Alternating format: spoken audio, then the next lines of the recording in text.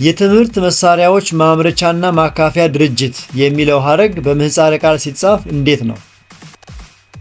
ሀ የት መ ማም ማ ድ ለ ት መ ማ ማ ድ አመርሃ ት መ ማም ማከ ድ መ የት መ ማ ማከ ድ። በአዲስ አበባ ከተማ አስተዳደር ትምህርት ቢሮ የተዘጋጀ የ2018 ዓመተ ምህረት የስድስተኛ ክፍል አማርኛ ሚኒስትሪ ፈተና መልስና ማብራሪያ ክፍል 2 ጥያቄ ቁጥር 21 የተለያዩ ምሳሌዎችንና መረጃዎችን በማቅረብ የአንቀጽን ዋና ሐሳብ ለማብራራት የሚጠቅም የአንቀጽ ተዋቃሪ አካል ምን በመባል ይታወቃል? ሀ ኃይለ ቃል፣ ለ መደምደሚያ አረፍተ ነገር፣ ሐመርሃ መዘርዝር አረፍተ ነገር፣ መ የመሃል አረፍተ ነገር።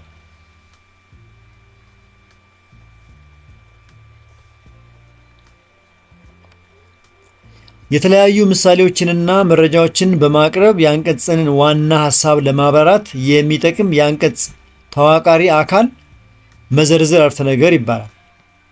መዘርዝር አረፍተ ነገሮች በአንቀጽ ውስጥ የተነሳውን ዋና ሐሳብ ወይም ኃይለ ቃል የተለያዩ ማብራሪያዎችን፣ ምሳሌዎችንና ዝርዝር መረጃዎችን በመስጠት የሚያሰፉና የሚያጠናክሩ ተዋቃሪ አካላት ናቸው።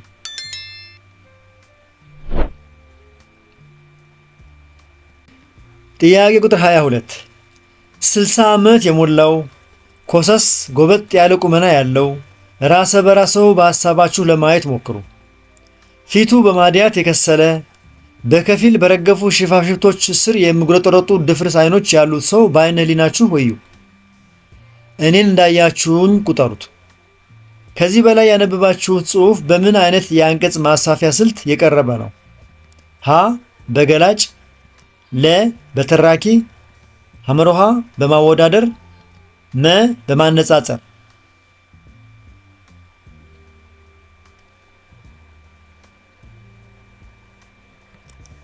መልሱ በገላጭ ነው። ጽሑፉ የአንድን ሰው ውጫዊ ቁመና፣ የፊት ገጽታና ሁኔታ በአይነ ህሊና ስዕል መስሎ ቁልጭ አድርጎ የሚያሳይ በመሆኑ የገላጭ አንቀጽ ማስፋፊያ ስልት መገለጫ ነው።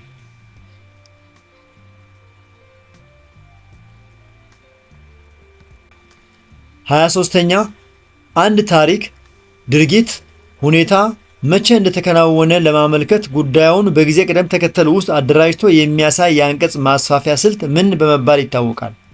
ሀ ገላጭ፣ ለ አነጻጻሪ፣ ሐመርሃ አወዳዳሪ፣ መ ተራኪ።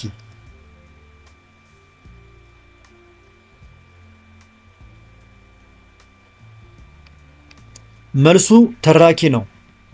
ድርጊቶችን ወይም ታሪኮችን የተፈጸሙበትን የጊዜ ቅደም ተከተል መሰረት በማድረግ ከመጀመሪያ እስከ መጨረሻ የሚያስነብብ የሥነ ጽሑፍ ስልት ተራኪ ይባላል።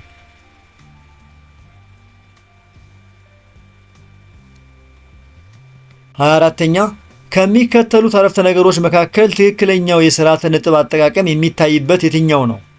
ሀ ትምህርት ቤት ስትመጡ ደብተር፣ መጽሐፍትና እርሳስ ማሟላት አለባችሁ። ለ ትምህርት ቤት ስትመጡ ደብተር፣ መጽሐፍትና እርሳስ ማሟላት አለባችሁ። ሐመርሃ ትምህርት ቤት ስትመጡ ደብተር፣ መጽሐፍትና እርሳስ ማሟላት አለባችሁ። መ ትምህርት ቤት ስትመጡ ደብተር፣ መጽሐፍትና እርሳስ ማሟላት አለባችሁ።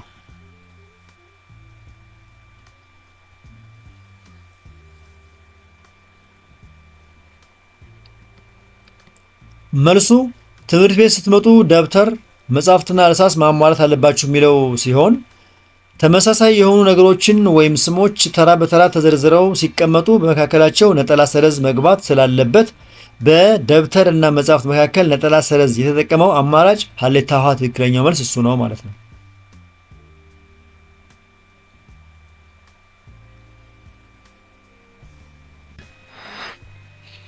25ኛ ሰራተኞች ከመስራት ወደ ኋላ አላሉ ዳሽ ነገር ግን ድርጅቱ አላደገም። በክፍት ቦታው ላይ መግባት ያለበት ስርዓተ ነጥብ የትኛው ነው? ሀ ቃል አጋኖ፣ ለ ድርብ ሰረዝ፣ ሐመርሃ ነጠላ ሰረዝ፣ መ ጭረት።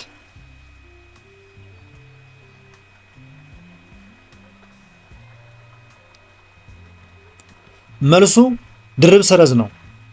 ድርብ ሰረዝ በአንድ አረፍተ ነገር ውስጥ ሁለት ተቃራኒ ወይም ተዛማጅ ሀሳቦች ያሏቸውን አረፍተ ነገሮች ለማያያዝ በተለይም እንደ ነገር ግን፣ ቢሆንም ካሉ አያያዥ ቃላት በፊት ይገባል።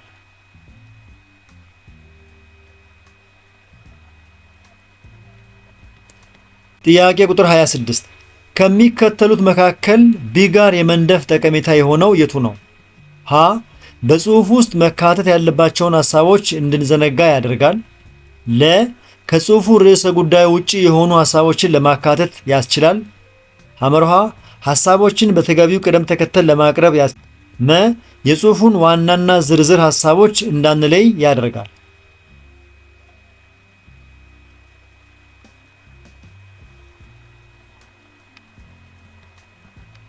መልሱ ሀሳቦችን በተገቢው ቅደም ተከተል ለማቅረብ ያስችላል የሚለው ነው።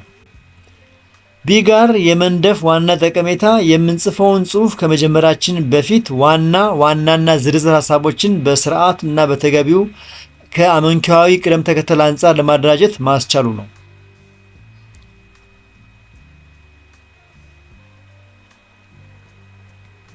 27ኛ ኢዜአ የሚለው አህጽሮተ ቃል ተተንትኖ ሲጻፍ ዳሽ ይሆናል። ሀ የኢትዮጵያ ዜና አገልግሎት፣ ለ የኢትዮጵያ ዜግነት አገልግሎት፣ ሐመርሃ የኢትዮጵያ ዜጎች አገልግሎት፣ መ የኢትዮጵያ ዜና አሰራጭ።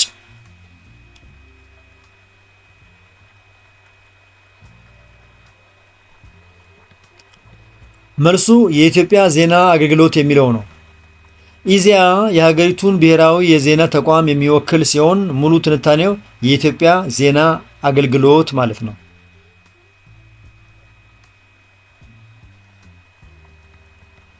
28ኛ የትምህርት መሳሪያዎች ማምረቻና ማካፊያ ድርጅት የሚለው ሀረግ በምህጻረ ቃል ሲጻፍ እንዴት ነው?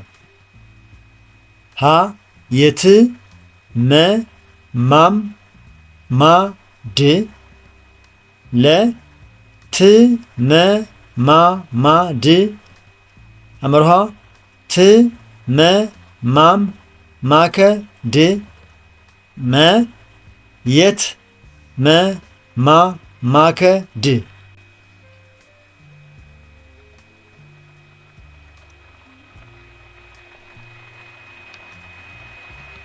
ትክክለኛው መልስ ት መ ማ ማ ድ የሚለው ነው።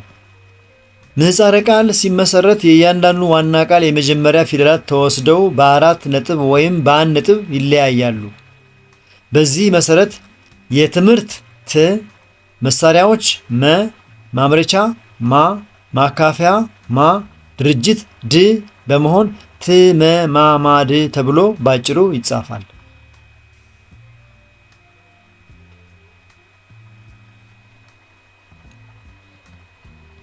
29ኛ ከሚከተሉት የደራሲያን አላባያን መካከል በልብ ወለድ ውስጥ የቀረበው ታሪክ የተፈጸመበትን ጊዜና ቦታ የሚወክል እንዲሁም መቼና የት የሚሉ ቃላትን አጣምሮ የያዘ አላባ ምን በመባል ይታወቃል? ሀ ሴራ፣ ለ ታሪክ፣ ሐመርሃ ገጸ ባህሪ፣ መ መቼት።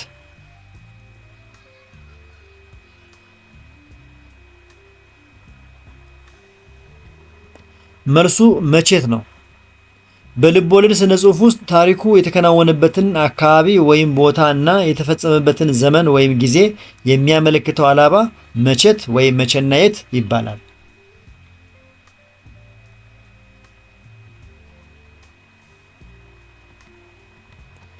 ወደ ክፍል 2 አጋማሽ ደረስን።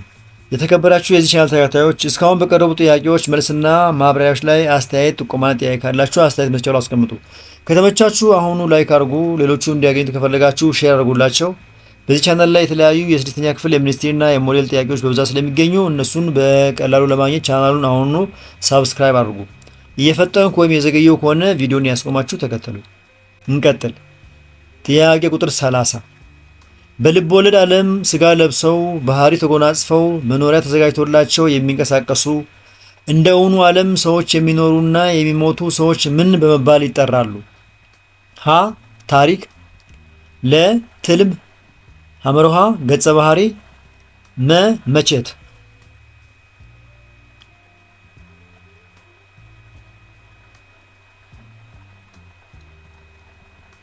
መልሱ ገጸ ባህሪ ነው። በታሪክ ውስጥ በተግባር ተሳትፎ የሚያደርጉ ክፉ ወይም ደግ ተግባር ተሰጥቷቸው በድርጊት የሚንቀሳቀሱት ሰዎች ወይም ፍጥረታት ገጸ ባህሪ ይባላሉ።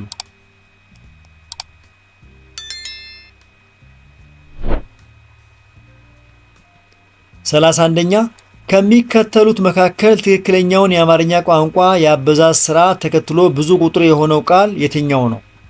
ሀ ከተሞች፣ ለ እጽዋቶች፣ ሐመሮሃ ህፃናቶች፣ መ ሐረጋቶች።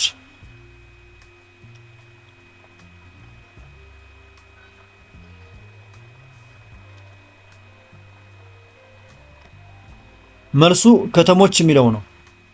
ከተማ የሚለው ነጠላ ቃል የብዙ ቁጥር ማሳያ ኦች ሲገባበት ከተሞች ይሆናል። በአንጻሩ እጽዋት፣ ህፃናት፣ ሐረጋት ራሳቸው ቀድሞውኑ በግዕዝ የአበዛዝ ስርዓት ብዙ ቁጥር ስለሆኑ በላያቸው ላይ ድጋሚ ኦች ወይም አቶች በመጨመር ድርብ ብዙ ቁጥር ማድረግ ስህተትን ይፈጥራል።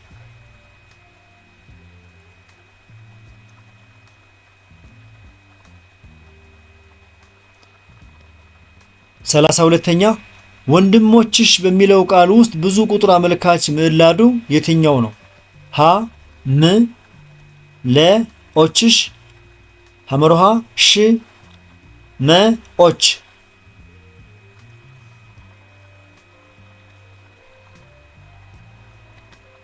ትክክለኛው መልስ ኦች የሚለው ነው። ወንድም ለሚለው ነጠላ ቃል ብዙ ቁጥር ለማድረግ የገባውና ዋናው የአበዛዝ ምዕላድ ኦች የሚለው ሲሆን ሺ የሚለው ግን የአንቺነት ወይም የባለቤትነት ማሳያ ነው።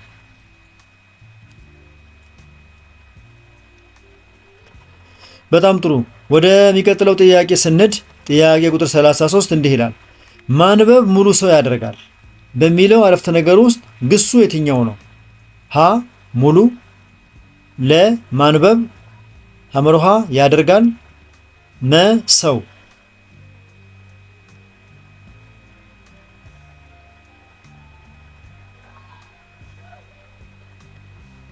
መልሱ ያደርጋል የሚለው ነው። ግስ ማለት በአንድ አረፍተ ነገር መጨረሻ ላይ ገብቶ ድርጊትን ወይም ሁነትን በመግለጽ አረፍተ ነገሩን የሚዘጋ የቃል ክፍል ነው። በዚህ መዋቅር ውስጥ ያደርጋል የሚለው ቃል ድርጊቱን በመግለጽ አረፍተ ነገሩን ስላጠናቀቀ ግስ ነው።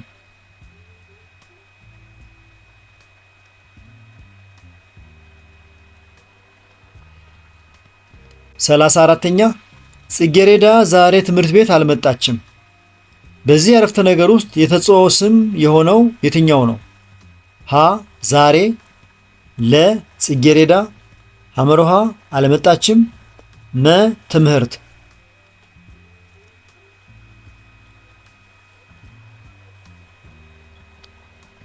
መልሱ ጽጌሬዳ የሚለው ነው።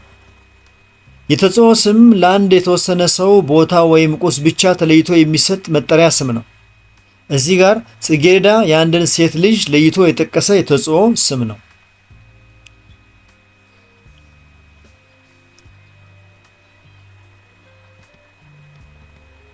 የተከበራችሁ የዚህ ቻናል ተከታታዮች እስካሁን ከቀረቡ ጥያቄዎች መካከል ስንቶቹን በትክክል አገኛችኋቸው? በጣም ጥሩ። እንቀጥል ወደ ጥያቄ ቁጥር 35። የተሰጣችሁ ሰዓት ስላለቀ የፈተና ወረቀቶቻችሁን ቶሎ መልሱ በሚለው አረፍተ ነገር የተሰመረበት ወይም ቶሎ የሚለው ቃል ከየትኛው የቃል ክፍል ይመደባል? ሀ ከተውሳከ ግስ፣ ለ ከግስ፣ ሐመሮሃ ከስም፣ መ ከተውላጠ ስም።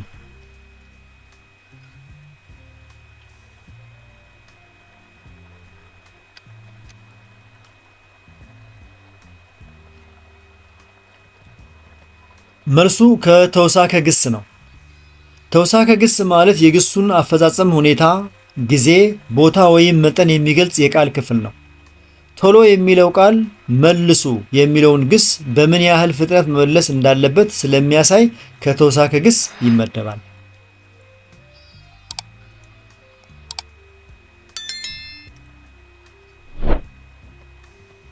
ጥያቄ ቁጥር 36 እነሱ ሀገራቸውን በጣም ይወዳሉ። በዚህ አረፍተ ነገር ውስጥ ተውላጠ ስሙ የትኛው ነው?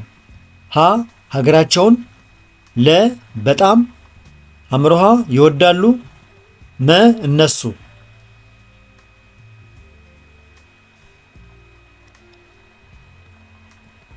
መልሱ እነሱ የሚለው ነው። ተውላጠ ስም ማለት የአንድን ስም ድግግሞች ለማስቀረት በስም ምትክ የሚገባ ቃል ነው። እነሱ የሚለው ቃል የሰዎችን ስም በመተካት የገባ የቦታ ተውላጠ ስም ነው።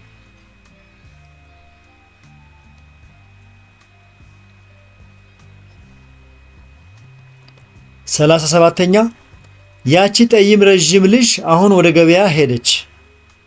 በዚህ አረፍተ ነገር ውስጥ መጠን አመልካች ቅጽል የሆነው የቱ ነው? ሀ ጠይም፣ ለ ያቺ፣ ሐመርሃ ረዥም፣ መ አሁን።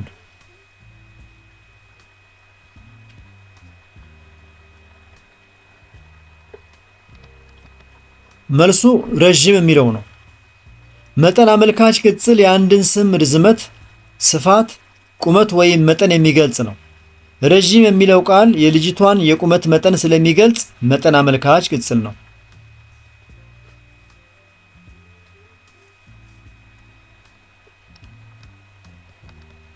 ጥያቄ ቁጥር 38 ተወዳጇ ድምፃዊት ረዥም አረንጓዴ ቀሚስ ለብሳ ወደ መድረክ ወጣች በሚለው አረፍተ ነገር ውስጥ አይነት አመልካች ቅጽል የሆነው የትኛው ነው?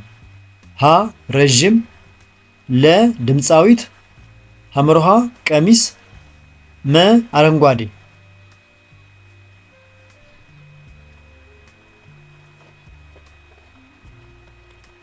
መልሱ አረንጓዴ ነው። አይነት አመልካች ቅጽል የአንድን ነገር ቀለም፣ ጥራት ወይም መልክ የሚገልጽ ነው። አረንጓዴ የሚለው ቃል የቀሚሱን ቀለም ወይም አይነት ስለሚገልጽ አይነት አመልካች ቅጽል ይባላል።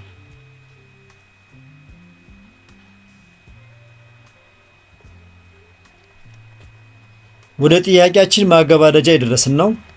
ጥያቄ ቁጥር 39 እንዲህ ይላል። ከሚከተሉት አረፍተ ነገሮች መካከል በማይሻገር ወይም ኢሳቢ ግስ የተዋቀረው የትኛው ነው? ሀ ለችግኝ መትከያ የሚሆን ጉድጓድ ቆፈረ፣ ለ ነገሩ ስላስገረመው በጣም ሳቀ፣ ሐመርሃ መምህር አበበ የፈተና ወረቀታችንን አረመ፣ መ ታዋቂው ባለሀብት ትልቅ ህንፃ አስገነባ።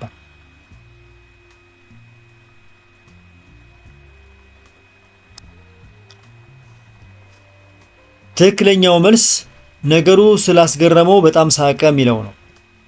የማይሻገር ወይም ኢሳቢ ግስ ማለት ድርጊቱ በባለቤቱ ላይ ብቻ የሚቀርና ድርጊቱን የሚቀበል ሌላ ቀጥተኛ ተሳቢ የማይፈልግ ግስ ነው። ሳቀ የሚለው ግስ ተሳቢ ስለማይፈልግ በማይሻገር ግስ የተዋቀረ ነው። በሌሎቹ ውስጥ ጉድጓድ፣ ወረቀታችንን እና ህንፃ የሚሉ ተሳቢዎች አሉ።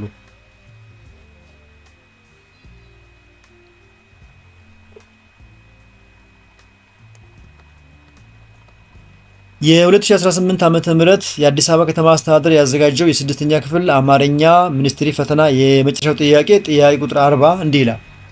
የትምህርት ቤታችን ርዕሰ መምህር ለጎበዝ ተማሪዎች የምስክር ወረቀት ሸለሙ። በዚህ አረፍተ ነገር የተሰመረበት ቃል ምን አይነት ግስ ነው? የተሰመረበት ቃል ሸለሙ የሚለው ነው። ሀ የማይሻገር፣ ለ የመሆን፣ ሐመርሃ ተሻጋሪ፣ መ የመኖር።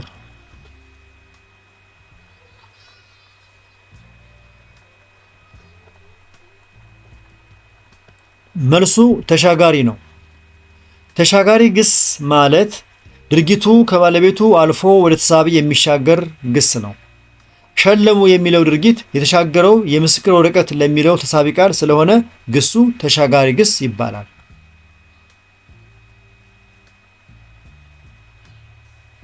የተከበራችሁ የዚህ ቻናል ተከታታዮች እስካሁን በቀረቡ ጥያቄዎች መልስና ማብራሪያዎች ላይ አስተያየት፣ ጥቆማና ጥያቄ ካላችሁ አስተያየት መስጫው ላይ አስቀምጡ። ከተመቻችሁ ላይክ አድርጉ። ሌሎቹ እንዲያገኙት ከፈለጋችሁ ደግሞ ሼር አድርጉላቸው። በዚህ ቻናል ላይ የተለያዩ የስድስተኛ ክፍል የሚኒስትሪና ሞዴል ጥያቄዎች በብዛት ስለሚገኙ እነሱን በቀላሉ ለማግኘት ቻናሉን አሁኑ ሳብስክራይብ አድርጉ። የዚህን ጥያቄ ፒዲኤፍ ከፈለጋችሁ ቴሌግራም ቻናላችንን ሃሁ ቲዩብን ጆይን በማድረግ ማግኘት ትችላላችሁ። በሌሎች የትምህርት አይነቶች እስከምንገናኝ ድረስ መልካም ጊዜ። ቻው።